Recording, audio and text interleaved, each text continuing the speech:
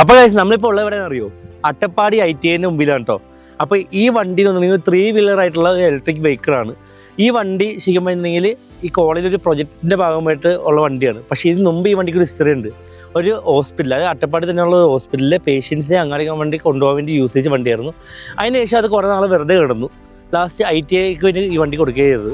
ഇപ്പോൾ ITIയിൽ ഈ വണ്ടി പിള്ളേരെല്ലാം കൂടെ പ്രൊജക്റ്റ് ചെയ്ത് ഈ വണ്ടി റീഫർബിഷ് എടുത്തിട്ടുണ്ട്. അപ്പോൾ അതിൻ്റെ ഒരു ഭാഗമാവാൻ എനിക്കും പറ്റിയിട്ടുണ്ട്. അപ്പോൾ ആ വിശേഷം കാണാൻ വേണ്ടി നമ്മൾ പോകുന്നത്. അപ്പോൾ പണ്ടത്തെ കാലത്ത് എൻ്റെ സ്കൂളൊക്കെ പഠിക്കുന്ന സമയത്ത് എല്ലാം പറഞ്ഞു വെച്ചിട്ടുണ്ടെങ്കിൽ നിന്നെ കൂടെ ഒന്നും അച്ചീവ് ചെയ്യാൻ പറ്റില്ല, നീ എവിടെ എത്താൻ പോകണേ, നീ ഏത് ജോലിക്ക് കയറാൻ പോകണമെന്ന് ചോദിക്കൊണ്ടായിരുന്നു.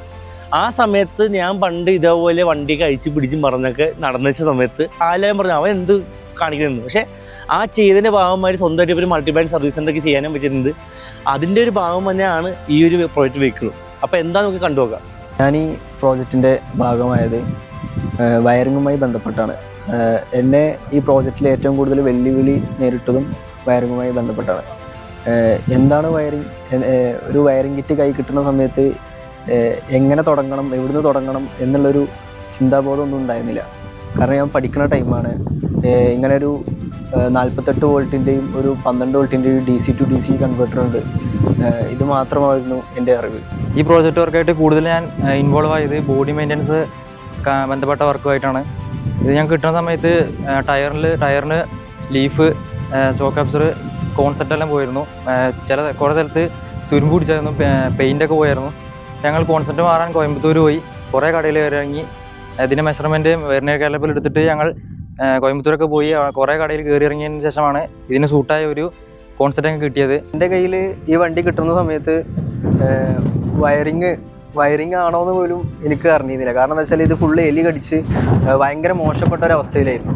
ഇതിൻ്റെ ഹെഡ്ലൈറ്റ് ഡിമ്മിട്ട ബ്രൈറ്റ് കത്തും, ബ്രൈറ്റ് ഇട്ട ഡിമ്മ് കത്തും, പിന്നെ ഹോൺ ഉണ്ടായിരുന്നില്ല, ഇൻഡിക്കേറ്റേഴ്സ് ഉണ്ടായിരുന്നില്ല. അങ്ങനെ പല പ്രോബ്ലംസും ഈ വയറിങ്ങുമായി ബന്ധപ്പെട്ടിട്ട് ഈ വണ്ടിക്ക് ഉണ്ടായിരുന്നു.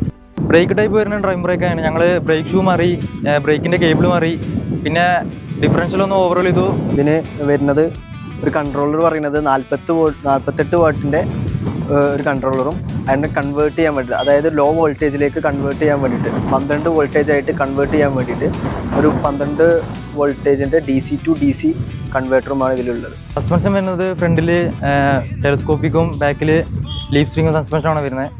അപ്പം ഇന്ന് ഈ വണ്ടി ഇങ്ങനെ ഓടാൻ കാരണം പറഞ്ഞാൽ ഞങ്ങൾ എറണാകുളത്ത് ഒരു ഇൻറ്റേൺഷിപ്പിന് പോയി ഏകദേശം ഒരു മാസത്തോളം. അപ്പോൾ അവിടുന്ന് ഞങ്ങൾ ആദ്യം പറഞ്ഞാൽ EVയുടെ ബേസിക് എന്താണ്, EV എന്താണെന്ന് അവിടെ നിന്നാണ് പഠിച്ച്. അപ്പോൾ അതിൻ്റെ ഭാഗമായിട്ട് ഞങ്ങൾ ITIയിൽ ഇങ്ങനെ ഒരു ഹോസ്പിറ്റലിൽ തന്നൊരു വാഹനം ഉണ്ട്. അപ്പോൾ അത് ഞങ്ങൾക്ക് ഇങ്ങനെ ചെയ്യാൻ പ്രൊജക്റ്റ് ചെയ്ത് ഞങ്ങൾ ITIക്ക് നമ്മൾ ITIയിൽ പഠിപ്പിക്കാൻ വേണ്ടി ഒരു ഇലക്ട്രിക് വെഹിക്കിളില്ല. ഞങ്ങൾ ഇങ്ങനെ ഒരു പ്രൊജക്റ്റ് ഉണ്ട് എന്ന് ഇങ്ങനെ അല്ലാണ്ട് അടുത്ത് പറഞ്ഞപ്പോൾ ആൾ ഞങ്ങൾക്ക് ഒരു ബാറ്ററി സ്പോൺസർ ചെയ്യുക, അപ്പോൾ നിങ്ങളത് വെച്ച് ഓടിച്ച് നോക്കുമെന്ന് പറഞ്ഞാണ് ഞങ്ങൾക്ക് ഇപ്പോൾ ഞങ്ങൾ ഈ വണ്ടി ഓടിക്ക് യൂസ് ചെയ്യുന്ന ഒരു ലിഥിയം ബാറ്ററി ഞങ്ങൾക്ക് കിട്ടിയത്. അപ്പോൾ അതിൻ്റെ ഭാഗമായിട്ടാണ് ഈ വണ്ടിയിൽ പറഞ്ഞാൽ വർഷങ്ങളോളം കുറച്ച് വർഷം ഈ വണ്ടി നിർത്തിയതിന് വന്നു. അപ്പോൾ അതിൻ്റെ ഭാഗമായിട്ട് ഈ വണ്ടിയിൽ കാരണം വയറിങ് ഇഷ്യൂ, അതുപോലെ തന്നെ ഈ കൺട്രോൾ യൂണിറ്റിൻ്റെ അങ്ങനെ പല ഇഷ്യൂസ് ഇലക്ട്രിക് ആവുകൊണ്ട് വന്നിട്ടുണ്ട്. അപ്പോൾ അതൊക്കെ ഞങ്ങൾ ഈ മാറ്റിയത് പറഞ്ഞാൽ എറണാകുളത്തുള്ള മിസ്റ്റർ അവലിയോൺ ഷോപ്പ്, മൾട്ടിബ്രാൻഡ് ഇലക്ട്രിക് ഷോപ്പിൽ നിന്നാണ്.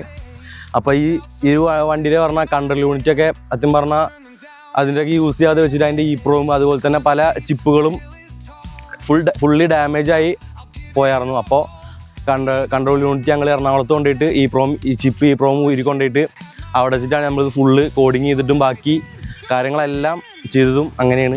ഇതൊരു LFP ബാറ്ററിയാണ്, ലിഥിയം ഫെറോഫോസ്ഫേറ്റ് ബാറ്ററി എന്ന് പറയും. ഇതിനകത്ത് സെൽഫ് ബാലൻസിങ് ആയിട്ടുള്ള BMS ഉണ്ട്, അത് മാത്രമല്ല ആക്റ്റീവ് BMS കൂടെയാണ്. ഈ കുട്ടികൾ ചെയ്ത റിവൈവ് എന്നുള്ള ഈ പ്രോജക്റ്റിൻ്റെ അകത്ത് എനിക്കൊരു അധ്യാപകൻ്റെ ഒരു റോള് അങ്ങനെ വലിയതായിട്ട് എടുത്തു പറയാനൊന്നുമില്ല. ഇവർക്ക് 1ാമത്തെ വർഷം ശരിക്കും ഇങ്ങനെ പ്രോജക്റ്റ് ഇവർ ആരംഭിക്കുകയായിരുന്നു. കാരണം ഇവർക്ക് ക്ലാസ്സിലുള്ള 2 കുട്ടികൾക്ക് എല്ലാവരും OJTക്ക് പോയി. അതിൻ്റെ അകത്തൊരു 2 കുട്ടികൾ ഓൺ ജോബ് ട്രെയിനിങ്ങിന് പോയത് എറണാകുളത്തുള്ള ഒരു അവലിയോൺ ഇവരുടെ പ്രധാനപ്പെട്ട സ്പോൺസറിൻ്റെ ഒരു വർക്ക്ഷോപ്പിലേക്ക്, ഒരു ഡീലർഷിപ്പിലേക്കാണ് ഇവർ ഓൺ ജോബ് ട്രെയിനിങ്ങിന് പോയത്. അപ്പോൾ അവർക്ക് അവിടെ നിന്ന് കിട്ടിയ ഒരു വല്ലാത്തൊരു എക്സ്പോഷറും അവിടെ നിന്ന് കിട്ടിയ ചാൻസസും ഒക്കെ വെച്ചിട്ട് ഇവർ തിരിച്ചുവിടുന്ന കഴിഞ്ഞപ്പോൾ ഇങ്ങനെ ഒരു കോട്ടത്തറ ഹോസ്പിറ്റലിൽ നിന്ന് റിപ്പയറിന് വേണ്ടിയിട്ട് ഇവിടെ വന്നൊരു വാഹനം ഞങ്ങൾ റിപ്പയർ ചെയ്യാം, ഞങ്ങൾ EVയുടെ വർക്കെല്ലാം പഠിച്ചിട്ടുണ്ട് എന്ന് പറഞ്ഞുകൊണ്ട് 2 കുട്ടികൾ, അന്ന് അവിടെ പോയത് സഞ്ജിയും ഒരു ശുചിത്വമാണ്, അവർ വന്ന് എൻ്റെ അടുത്ത് പറയുമായിരുന്നു. അങ്ങനെയാണ് ഈ പ്രോജക്റ്റ് അവർ ചെയ്യാം, അവരെൻ്റെ പ്രോജക്റ്റിനെ കുറിച്ച് ഒരു ഫീസിബിലിറ്റി റിപ്പോർട്ടെല്ലാം സബ്മിറ്റ് ചെയ്യും. ആ പ്രോജക്റ്റ് വായിച്ച് നോക്കി കഴിഞ്ഞപ്പോഴേക്കും പ്രിൻസിപ്പളോട് റിക്വസ്റ്റ് ചെയ്യുകയും ചെയ്തു. ഇവർക്ക് വേണ്ടിയിട്ട് അവരുടെ റിക്വസ്റ്റ് തന്നെ ഞാൻ പ്രിൻസിപ്പളിന് ഫോർവേഡ് ചെയ്തത്. അദ്ദേഹം പൂർണ്ണ മനസ്സോടെ ഇവർക്ക് ഈ പ്രോജക്റ്റുമായിട്ട് മുമ്പോട്ട് പോകാൻ ഒരു അനുവാദം കൊടുക്കുകയായിരുന്നു. അങ്ങനെ പറഞ്ഞു വരുമ്പോഴേക്കും എനിക്ക് ഈ പ്രോജക്റ്റിൻ്റെ അകത്ത് ഉള്ള ഒരു പ്രധാനപ്പെട്ട 2 കാര്യങ്ങൾ പറയാനുള്ളത്, ഒരു കൂട്ടം കുട്ടികളുടെ വല്ലാത്ത ഒരു എഫേർട്ടും, അതായത് അവരുടെ ഒരു വല്ലാത്തൊരു ഹാർഡ് വർക്കും, ഒപ്പം തന്നെ കുറച്ച് ആളുകളുടെ സഹായവുമാണ് എടുത്തു പറയാനുള്ളത്. ഒന്ന്, ഇതിന് ഇത്തരം ഒരു പ്രോജക്റ്റ് ചെയ്യാനായിട്ട് അനുവാദം കൊടുത്ത പ്രിൻസിപ്പളും അന്ന് ഉണ്ടായിരുന്ന പ്രിൻസിപ്പളായിട്ട് വെച്ചാൽ സാദ് സാറും, പിന്നെ ഇവിടെ ഈ വാഹനം ITIക്ക് ഇത്തരം ഒരു പ്രോജക്റ്റ് ചെയ്യാൻ വേണ്ടി വിട്ടു തന്ന കോട്ടത്തറ ഹോസ്പിറ്റലിലെ സൂപ്രണ്ട് ശ്രീ പത്മനാഭൻ സാറിന് എനിക്ക് അങ്ങനെ നന്ദി പറയണം. പിന്നെ ഈ പ്രോജക്റ്റ് ഇനി ഓടാൻ കാരണം ഇതിൻ്റെ ഒരു പ്രധാനപ്പെട്ട ഹൃദയം സ്പോൺസർ ചെയ്ത അവരുടെ OJTയും കൊടുത്ത മിസ്റ്റർ അവലിയോനും കൂടി പറഞ്ഞുകൊണ്ട് ഞങ്ങൾക്ക് ആ ഒരു നന്ദിയും ഒരു ഹാർഡ് വർക്കും ചേർന്നൊരു കോക്ടെയിൽ തന്നെയാണ് ഈ വാഹനം. ഈ പ്രോജക്റ്റിനെ കുറിച്ച് ഒരു ചുരുക്കി വളരെ ചെറുതായി ഇപ്പം എനിക്ക് പറയാൻ ആഗ്രഹിക്കുന്ന ഇത്രേ ഉള്ളൂ. Celebration of gifting the learning എന്നേ പറയാൻ പറ്റൂ. കാരണം ഇവർ ഈ ചെയ്ത പ്രോജക്റ്റ് വർക്കിൻ്റെ ഒരു പോർട്ട്ഫോളിയോ എന്ന് പറയുന്നത് ഇനി അട്ടപ്പാടി ITIയിലേക്ക് കടന്നു വരുന്ന അടുത്ത ജനറേഷൻ ഓഫ് ട്രെയിനീസിന് പഠിക്കാനായിട്ട് ഒരു EV ട്രെയിനിങ് മോഡ്യൂളാണ് ഈ കുട്ടികൾ പണിത് കൊടുത്തേക്കുന്നത്. അതായത് MMBയുടെ സിലബസ് അനുസരിച്ച് വേണ്ട ഒരു എൻ്റയർ ഔട്ട്കം പോലും EV ആണ്. ഇലക്ട്രീഷ്യൻ ട്രേഡ് ഉണ്ട് അട്ടപ്പാടി ITIയിൽ. അപ്പോൾ ഇലക്ട്രീഷ്യൻ ട്രേഡിലെ വിദ്യാർത്ഥികൾക്കും പഠിക്കാൻ ആവശ്യമായ ഒരു ട്രെയിനിങ് വെഹിക്കിൾ ഈ കുട്ടികൾ അട്ടപ്പാടി ITIക്ക് കൊടുക്കുകയാണ്. അപ്പോൾ പ്രോജക്റ്റിനപ്പുറം they are gifting something, they are gifting for Attappadi. അപ്പോൾ കണ്ടില്ലേ നമുക്ക് കൊണ്ട് എന്തൊക്കെ ചെയ്യാൻ പറ്റുന്നുള്ളത്. അപ്പോൾ വേറൊന്നുമില്ല, ഞാൻ ഇങ്ങനെ സ്കൂളിൽ കോളേജിൽ നിന്ന് പഠിക്കാതിരിക്കണമെന്നല്ല പറഞ്ഞത്, പഠിക്കണം. പക്ഷേ ചിലപ്പോൾ നിങ്ങളുടെ കഴിവ് തന്നെ നിങ്ങളെ കണ്ടുപിടിച്ചിട്ട് മാത്സ് എക്സ്പ്ലോർ ചെയ്ത് കഴിഞ്ഞാൽ ഇതേപോലെ വന്നിരിക്കാനും പറ്റും. ഇപ്പോൾ ഈ ലെവലായത് ആ പിള്ളേരുടെ എഫർട്ട് കൊണ്ട് മാത്രമാണ്. അപ്പോൾ അവരെ കൊണ്ട് ഞാൻ കാര്യം പറയാം, ഞാൻ വന്ന സമയത്ത് ഇവർ ഇതിനകത്ത് OJTക്ക് വന്ന സമയത്ത് എല്ലാം പറഞ്ഞു, അട്ടപ്പാടി ആയിട്ട് ആ കാട്ടുമുക്കി എന്നൊക്കെ അവന്മാർ എന്ത് വണ്ടി കണ്ടിട്ടുണ്ടാവും, അല്ലെങ്കിൽ അവരെന്തത്തോളം പഠിച്ചിട്ടുണ്ടാവും എന്നൊക്കെ ചോദിച്ച പല ആൾക്കാരുണ്ട്.